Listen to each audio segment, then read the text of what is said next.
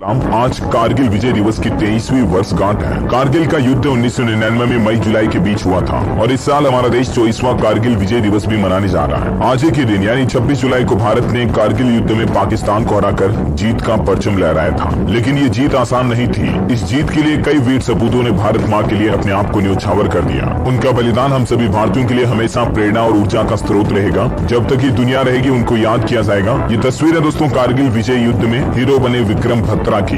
इन पर एक मूवी भी बनी हुई है, आपने देखी होगी हो सकता है। चलिए आगे बढ़ते हैं खबरों की तरफ। देखिए आप, चंद्रयान 3 ने 5वीं बार अपना ऑर्बिट बदला। अब 1 अगस्त को चांद की तरफ निकलेगा और फिर 23 तारीख को ये सतह पर लैंडिंग करेगा। अच्छा, सरकार ने एक नया नियम लागू कर दिया। अब नहीं लौटा सकेंगे पुरस्कार। अवार्ड वापसी पर रोक लगाने के लिए संसदीय समिति ने सरकार से सिफारिश भी की है। यानी कि अगर किसी को पद्म भूषण, पद्मश्री, भारत रत्न ये अवार्ड मिले हुए हैं तो वो अवार्ड अपनी वापस नहीं लौटा पाएगा। इसके लिए सरकार एक कानून लेकर आ रही है। हाल ही में आपको पता होगा हमारे देश में पहलवानों ने अपने अवार्ड वापस देने की सरकार को चेतावनी दी थी। तो अब अवार्ड वापसी पर लगाम लगाने की तैयारी है। पार्लियामेंट में इस तरह का कानून भी लाया जाएगा। अच्छा, वही खबर है, केंद्र सरकार के खिलाफ अविश्वास प्रस्ताव लाएगा विपक्ष। गृह मंत्री अमित शाह के भाषण पर मणिपुर की नारेबाजी भी हुई। इंडिया फॉर मणिपुर के पोस्टर भी दिखाए विपक्ष ने। अधीर रंजन चौधरी ने ऐलान किया कि आज कांग्रेस की अहम बैठक भी होगी इस मणिपुर मुद्दे को लेकर। वैसे मणिपुर में 83 दिन बाद अब इंटरनेट की बहाली हुई, यानी इंटरनेट शुरू हुआ, वो भी शर्तों के साथ सिर्फ ब्रॉडबैंड सर्विस मिलेगी। मिजोरम राज्य में भी कुकी समर्थकों ने रैली निकाली और मणिपुर में लगभग 3 महीने बाद आंशिक रूप से इंटरनेट पर प्रतिबंध हटाया गया, यानी सिर्फ ब्रॉडबैंड चलेगा। मोबाइल इंटरनेट पर अभी भी पाबंदी लागू रहेगी। अच्छा भाई देखिए, मणिपुर पर संसद में भी हंगामा हुआ। आम आदमी पार्टी संजय सिंह को सस्पेंड किया गया। खड़गे का आरोप है कि विपक्ष की आवाज दबाने की कोशिश की जा रही है। बड़ी खबर देखिए, IMF ने 2023 में भारत अर्थव्यवस्था की विकास दर 6.1% रहने का अनुमान जताया है। पहले की दर में हल्की सी बढ़ोतरी की और भारत की इकोनॉमिक ग्रोथ रेट के पूर्वानुमान को रिवाइज किया IMF ने। वही देखिए, ब्रिटिश सांसद भी बोले कि भारत साल 2060 तक दुनिया की सबसे बड़ी अर्थव्यवस्था बन जाएगा, हम पिछड़ गए। ये शब्द है ब्रिटेन के एक सांसद के। अच्छा, पार्लियामेंट में सरकार ने डेटा भी जारी किया कि 1 साल के अंदर 5 करोड़ से ज्यादा मनरेगा जॉब कार्ड को रद्द किया गया। इसके पीछे वजह फर्जीवाड़ा, डुप्लीकेट जॉब कार्ड, स्थानांतरित और भी कुछ ऐसे कारणों के चलते ये जॉब कार्ड रद्द किए गए हैं। अच्छा, बड़ी खबर आ रही है, राजस्थान की अंजू ने पाकिस्तान में दूसरी शादी की। फेसबुक फ्रेंड से कोर्ट मैरिज के लिए इस्लाम कबूल किया और अपना नाम भी अंजू से बदलकर फातिमा कर लिया। सीमा हैदर के बाद अब भारत से पाकिस्तान गई अंजू काफी चर्चा का विषय बन गई है। सवाल उठाए जा रहे हैं कि ये पाकिस्तान की साजिश है या कुछ और, क्योंकि एक और बड़ा खुलासा देखने को मिला इस मामले में। निकाह के कुछ ही घंटों बाद अंजू का फेसबुक फ्रेंड नसरुल्ला बोला कि मैं अंजू से प्यार ही नहीं करता, जबकि इससे पहले हमें उनके निकाह की तस्वीरें देखने को मिली। तो क्या ये तस्वीरें झूठी है? इतना ही नहीं, पाकिस्तान की कोर्ट मैरिज में जो नसरुल्ला और अंजू उर्फ फातिमा की जो शादी हुई, उनका निकाह नामा भी सोशल मीडिया पर वायरल हो रहा। पाकिस्तान के स्टाम्प पेपर पर आप ये देख सकते हैं, सरहद पार वाला प्यार। इससे पहले भी भारत में सीमा ने हिंदू धर्म से छोड़कर ईसाई धर्म अपनाकर अरविंद से शादी की थी। अब वापस अपने फेसबुक दोस्त प्रेमी के लिए पाकिस्तान पहुंची और ईसाई धर्म को छोड़कर इस्लाम धर्म अपना लिया। पाकिस्तान जाने के लिए अंजू ने 7 झूठ बोले। पति से कहा मैं जयपुर जा रही हूँ सहेली से मिलने के लिए। कंपनी में उसने बताया कि गोवा जाना है बहन से मिलने के लिए। हैरानी की बात तो ये दोस्तों की पाकिस्तान जाने के बाद भी अंजू ने वीडियो में कहा था कि मैं यहाँ शादी करने नहीं आई हूँ और ना ही मैं अपना धर्म बदलूंगी, बल्कि मैं तो 1-2 दिन में वापस इंडिया आ रही हूँ। ये बातें वीडियो मैसेज जारी करते हुए अपने पति से भी कही थी अंजू ने। उसके बावजूद आखिर अंजू फातिमा बनकर कैसे नसरुल्ला से निकाह कर सकती है? परिजन बोले कि हमारा तो सिर शर्म से झुक गया। अंजू के पिता का कहना है कि जो लड़की घर से गई वो हमारे लिए मर गई। क्या सीमा हैदर का बदला ये पाकिस्तान अंजू से ले रहा है? क्योंकि इस मामले में 5 ऐसी बातें जो पाकिस्तान की नीयत पर सवाल उठाती है। बताया जा रहा है कि प्लान के तहत अंजू की प्रेम कहानी को लीक किया गया।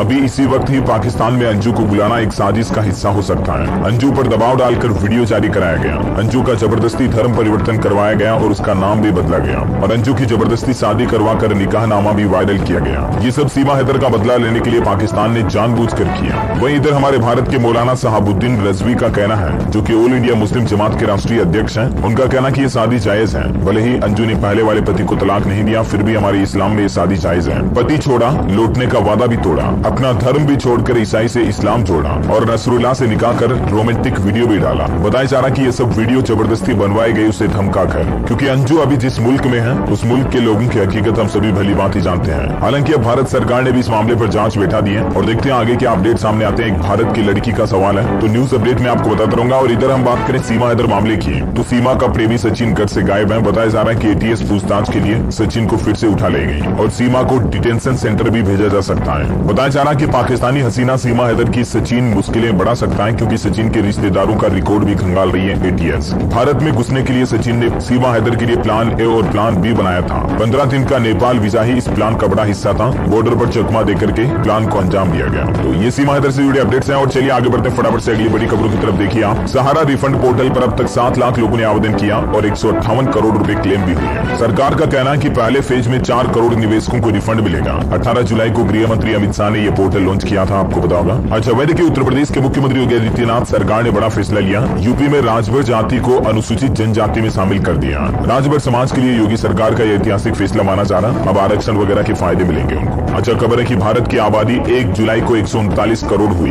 केंद्रीय मंत्री ने लोकसभा में ये बात की जानकारी देते हुए कहा कि चीन अभी दुनिया में पहले नंबर पर है, क्योंकि वहां की आबादी अभी 142 करोड़ है। वैसे पूरी दुनिया की आबादी की बात करें तो अभी 8 अरब चल रही है वर्ल्ड वाइड पॉपुलेशन। अच्छा, खबर देखिए, असम की विधानसभा की नई बिल्डिंग बनकर तैयार हो चुकी है। स्पीकर ओम बिरला उद्घाटन करेंगे। इमारत में कई नए फीचर्स भी हैं। इसको बनने में 12 साल लगे और असम विधानसभा की नई बिल्डिंग का उद्घाटन 30 जुलाई को लोकसभा स्पीकर ओम बिरला के द्वारा किया जाएगा। अच्छा, मुख्यमंत्री योगी आदित्यनाथ ने इंडिया विपक्ष के नाम पर भी तंज कसते हुए कहा कि कौवा अपना नाम हंस रख ले तो भी मोती नहीं चुगेगा। निवेशकों के लिए खबर दोस्तों, विंसिस आईटी सर्विसेज कंपनी का आईपीओ आने वाला है। 121 से 128 रुपए प्रति शेयर का प्राइस बैंड तय हुआ। 1 अगस्त को इसका आईपीओ खुलेगा। सेबी की तरफ से इसको मंजूरी मिल चुकी है ना। और वहीं देखिए बड़ी खबर, दिल्ली में बीजेपी का आम आदमी पार्टी सरकार के खिलाफ प्रदर्शन देखा गया। केजरीवाल के इस्तीफे की मांग भी की गई। विकास परियोजनाओं का पैसा निजी कामों में इस्तेमाल करने का आरोप लगाया दिल्ली सरकार पर। वैसे दिल्ली में केंद्र के अध्यादेश को कैबिनेट से मंजूरी मिल चुकी है। अब संसद में पेश किया जाएगा। आम आदमी पार्टी सहित कई विपक्षी दल इसका विरोध भी कर रहे हैं। अच्छा, खबर है कि सेबी जल्द ही इंट्राडे ट्रेडिंग के नियमों में भी बदलाव कर सकता है। वर्तमान में भारतीय बाजार में T1+ ट्रेडिंग सिस्टम लागू है। इसमें बदलाव करने की प्लानिंग है सेबी की। अच्छा, खबर आ रही दोस्तों, आरबीआई ने एक और कोऑपरेटिव बैंक का लाइसेंस रद्द कर दिया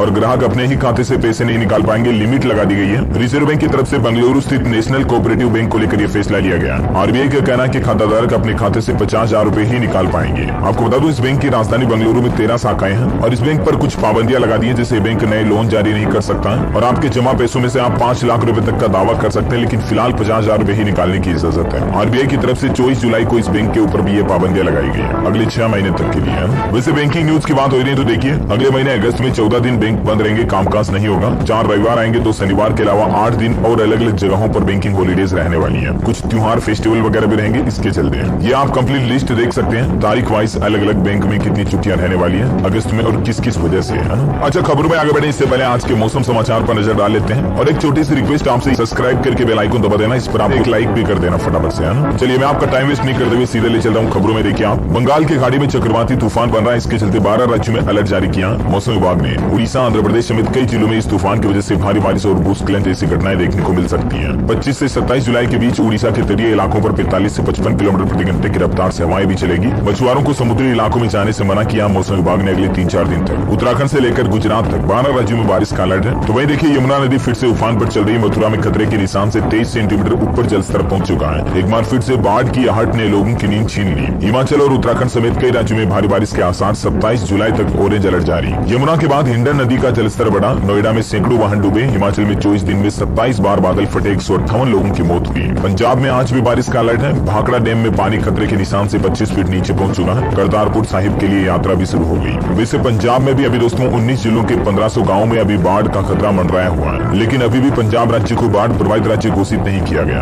अतिरिक्त मदद मिलने की संभावना नहीं है। अच्छा, पंजाब में तो बाढ़ के बाद डेंगू की दहशत भी हो रही है। कई जगहों पर डेंगू के काफी ज्यादा पॉजिटिव केस आ रहे हैं, तो मच्छरों से बचाव करें, जितना ज्यादा हो सके बेहतर रहेगा। हरियाणा में देखिए, आज 9 जिलों में भारी बारिश का अलर्ट है। हिमाचल प्रदेश में आज, कल और परसों भारी बारिश की चेतावनी है। 28 जुलाई तक रामपुर टीओ के स्कूल भी बंद कर दिए गए। उत्तर प्रदेश में कानपुर, मुरादाबाद में बारिश हुई। 28 जुलाई तक प्रदेश के कई जिलों में बारिश का अलर्ट है। छत्तीसगढ़ में भी भारी बारिश की चेतावनी कई जिलों में। झारखंड का मौसम फिर से लेगा करवट। 25 जुलाई से राज्य के कई हिस्सों में बारिश की चेतावनी। हिमाचल के कुल्लू चंबा में फटे बादल। 5 घर बहे। होली में हाइड्रो प्रोजेक्ट की मशीनरी को भी नुकसान हुआ। राजस्थान में उफान पर आई गग्गर नदी। अमरपुरा सिलवानी के बीच एक बंदा भी टूट गया। 200 बीघा फसल चौपट हो गई। स्काईमेट वेदर की रिपोर्ट के मुताबिक अगले 24 घंटों के दौरान किन किन राज्यों में बारिश का अलर्ट है, जिसकी जानकारी भी आप देख सकते हैं स्क्रीन पर। चलिए सराफा बाजार पर नजर डाले दोस्तों, तो देखिए सोना 150 रुपए सस्ता हुआ। चांदी भी 300 रुपए की गिरावट आई। अभी सोने का रेट 60,200 रुपए प्रति 10 ग्राम चल रहा है, जबकि चांदी 76,700 रुपए प्रति किलोग्राम चल रही है ना। और चलिए मौसम के बाद देश से जुड़ी कुछ और महत्वपूर्ण खबरें देखते हैं। देखिए, यूपी में सरकार ने एक नया नियम लागू किया। जेल में कैदियों को प्रशिक्षण दिया जाएगा